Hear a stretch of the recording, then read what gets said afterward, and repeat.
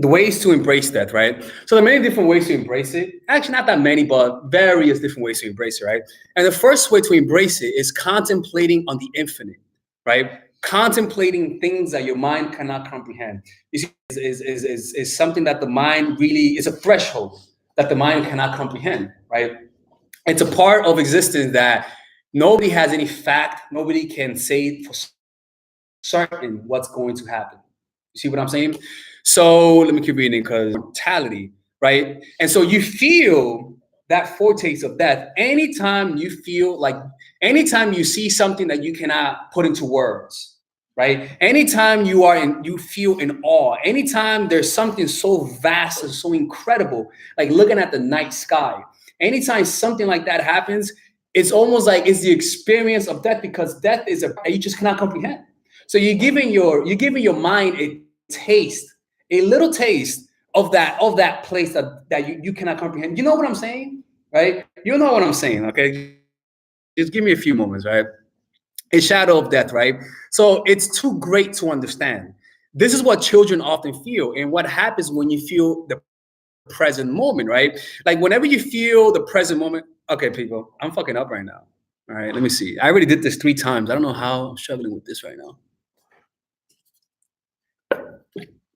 It's empty, bearing of disruption. Right. Okay. All right. Beautiful. Okay. I got it. Right. It's too great to understand. Right. It's bearing no destruction. Right. Like whenever you think of the present moment, it's peaceful. There's no distraction in the present moment. Right. For example, like right now. Right.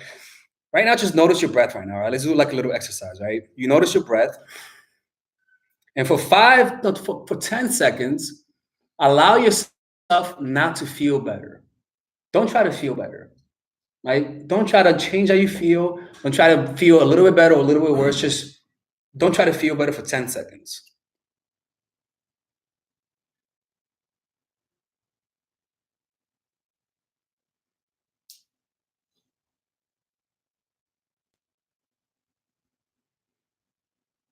Right? And what you notice, first of all, your shoulders relax, right? The experience of this moment becomes a little more intensified. There's not that much distraction.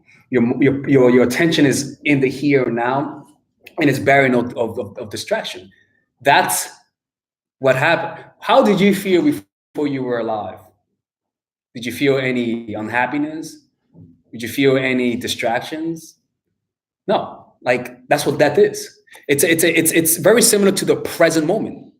When you feel the present moment, your mind just shuts down, right? It's the mind that can't comprehend death, but it's your mind that just relaxes whenever you embrace the moment. It's an intimation of death. But then it's the mind that doesn't want to be present, because whenever you think about being present, you think about other things. You think about distractions, you think about the future, you think about the past, right? But whenever you're present, your mind just relaxes, right? And all of a sudden, everything around you becomes intensified. Very similar to when you have a death-like experience. Everything around you becomes intensified. Like when you almost die, everything around you just notice everything. Everybody remembers when Kobe died, right? Where they were, what they were doing. In that moment, you had an encounter with death in a weird way, because you're still alive, right? Whenever you have a death-like experience, your adrenaline rushes, your body, you feel every part of your body now. You feel your blood pumping. You hear things. You see people's face, and you're able to see how they feel more transparently, right? You're more present. You're not in your head anymore. You see what I'm saying? It's a foretaste and it's an intimation of what death is like. But the problem is that you can't really comprehend it, but you can sense it. You see, the mind tries to comprehend death. We're not here to comprehend it. We're here to sense it. It's visceral. That's why whenever you see something you can't comprehend it, but you're sensing it though. See what I'm saying? When you think about the vast universe, how big it is, you can't comprehend it, but you can sense it in you. You feel you feel like you feel infinity. Even when you think about infinity, when you were a child, you couldn't really comprehend it. You're like, I can't believe that's even there. When you think about space, when you think about physics, when you think about black holes taking up whole galaxies and universes, not universes, right? Whole galaxies, you can't really comprehend it, but you sort of bow at how vast it is. You feel how small you are. You can sense how small you really are. You all of a sudden go from this human to this little speckle in the universe. You're able to sort of, you have a sense of proportion of how big things are compared to you, as opposed to when you're distracted, you feel how great you are. You feel amplified. You feel immortal because you think you'll always have time until you're snapped out of it with a death-like experience. And you're like, oh my God, I could die one day. See what I'm saying? So whenever you think about things that are beyond your comprehension, things that are just, you just cannot fathom. And that's the fucked up part of being in this society, because we understand most things, right? Mystery as it was before. Remember when you couldn't comprehend the universe, when you couldn't understand what's outside, before we understood black holes, before we understood how expansive the universe was, it was just a complete barren land of mystery. And for some reason, it's like something to ponder about. And that's what our ancestors had. They had this window of infinity in front of them at night. They didn't have no light pollution. So they were able to see the universe, and they were able to comprehend and go beyond this present moment and just try to comprehend what's out there. That feeling of infinity, of what's vast, shrinks you down. It makes you feel, it allows you to really see, not feel, but to really see how small you are compared to this universe. Does that make sense? Because what tends to happen is when you think you have unlimited time, you tend to think that you're more special than you are. You tend to think that you're this unique thing. And as a result, you tend to separate yourself from all humans because you're different, you're unique. Everyone else could die, everyone else could get older, everyone else could have this and that, but I'm unique. That'll never happen to me. But whenever you think about the infinity of time, it's like when you get older and you're like 40 or whatever, and then you see someone who looks like you when you were younger, and you're like, that's my version, And so it's kind of when you think about the infinite, you're able to comprehend all of that. This is why when you take psychedelics, like for example, ayahuasca, right? Ayahuasca has a retrospective aspect to it. In other words, not a good idea to do that, right? But I even remember posting those on Reddit, where I saw a vision of past predators. I would see predators of the past. That's the vision. It was like wolves, right? I saw the vision like wolves, and I just thought of them like the predators of the past, right? And they told me how, man. Okay, let me go with that because I even made a Reddit post. Let me find it, right? Let me read it. I'll find it and then remind me to show you guys that, okay? But what they told me is that we're everywhere. We see everybody. I gotta read that. I'm sorry. Because it's so crazy when I read that. No. It's different. It's ayahuasca is not a toad. That's different. It's something similar though. It's like one just is. I think the toad is supposed to be like a little bit more stronger or something like that, or like a little bit more intense or something of the nature. Yeah, I heard about that, but one second.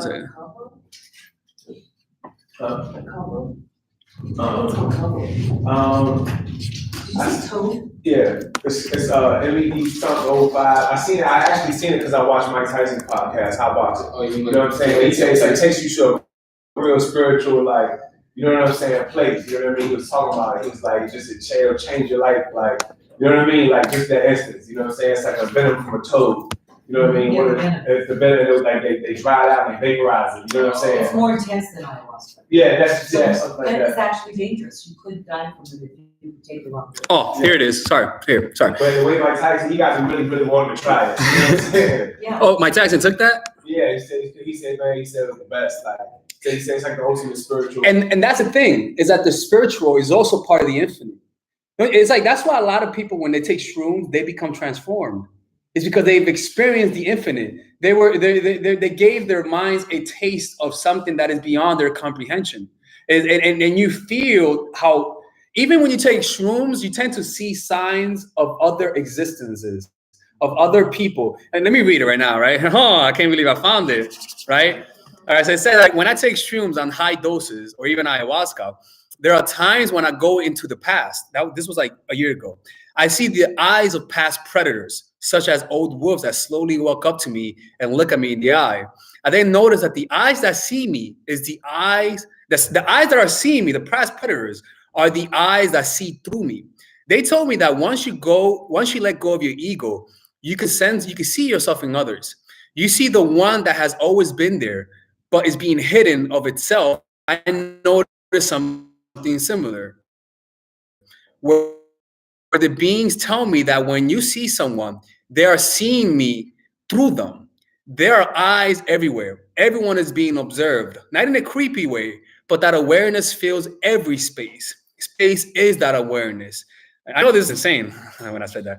But when you take psychedelics high doses, you tend to see like patterns. It's weird. It's like everything convert. If you see the ground, you'll see some geometrical patterns. And there's like a party that tells you, it's like it's almost like they're footprints of the people who existed before us, or even footprints of other dimensions of their existence. It's kind of like they're here, but that you just don't see it. So it's kind of like, that was fucking crazy. You know, it's kind of like, just thinking about it, it brings chills just thinking about it. You know, but thinking about that forces you to think of other existences. It forces you to see the afterlife, if there is, as something deeper than just your own death, as something deeper than just your own existence of just you leaving this earth. It forces you to give it like almost like a mythical, a very spiritual quality to it. Right, and that sort of allows you to sort of rest on that infinite quality that I'm trying to talk about, which is the infinite.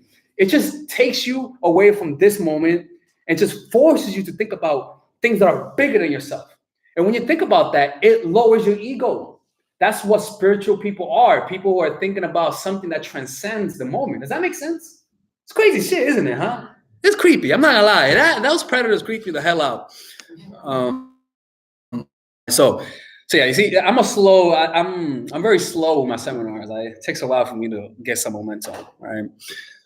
So yeah, just this reality is all around us, but we're not aware of it because of our distraction, right? And again, that's why people take psychedelics, to give themselves a spiritual experience. When people think about spiritualism, it's not just being present; it's about transcending the mind.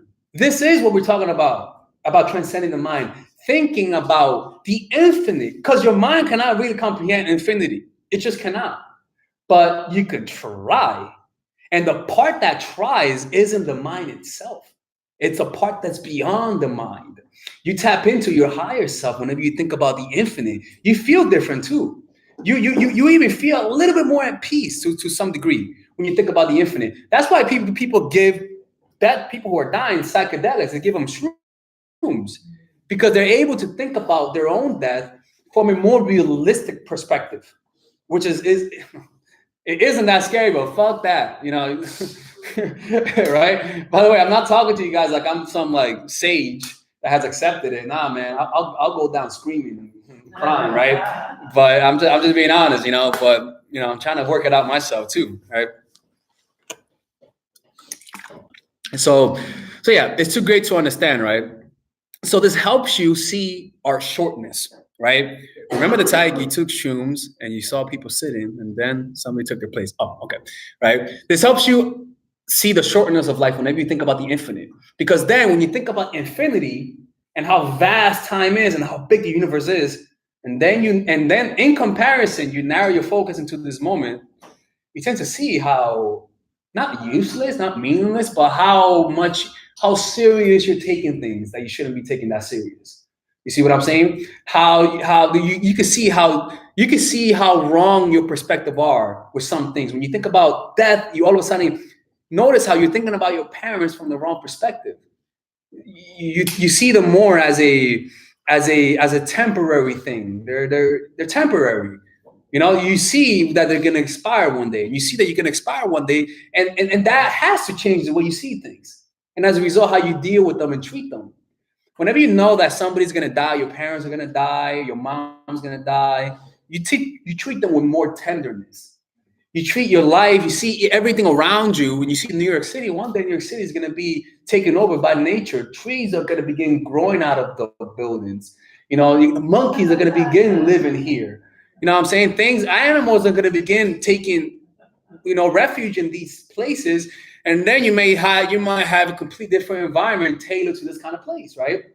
So it's kind of like thinking about that allows you to embrace the culture that we live in, not from a perspective of, I don't want to leave, but from a perspective of, this is going to go one day. Let me appreciate it, because one day is not going to be here. Two completely different mindsets. Does that make sense? Yeah. So you see the shortness of life, right? This happens when we take shrooms. What the hell does mean with shrooms?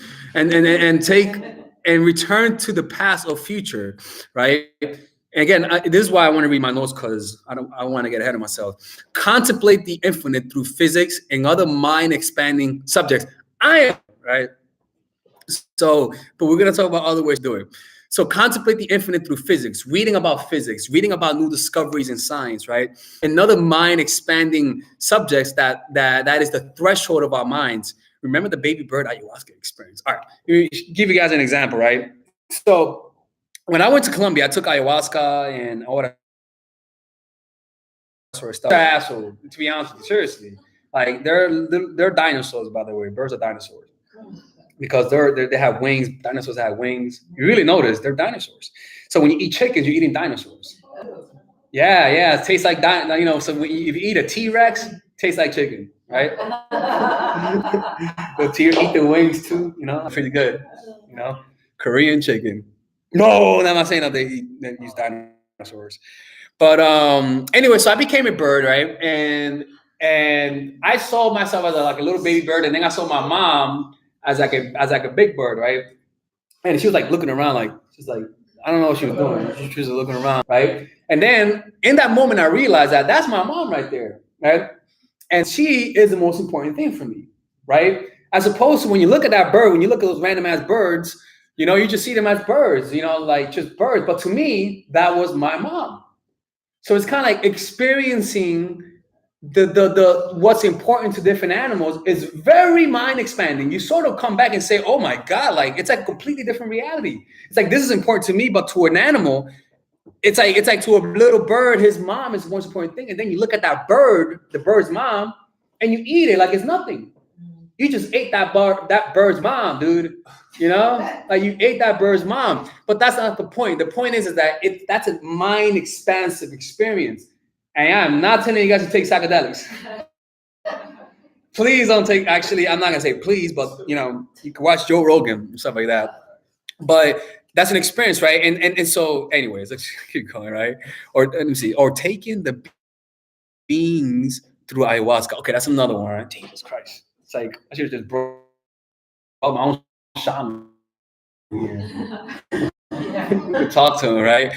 Like another mind action, right? Or even doing Kundalini yoga, or even doing breath work. Anything that's a completely, not drugs, not like cocaine, not heroin. I'm not talking about that, people. That's not mind expanding. I'm talking about like spiritual experiences, like learning how to meditate, being deeply in the moment. Like, for example, like I practiced astral projection at one point, and I actually got out the body.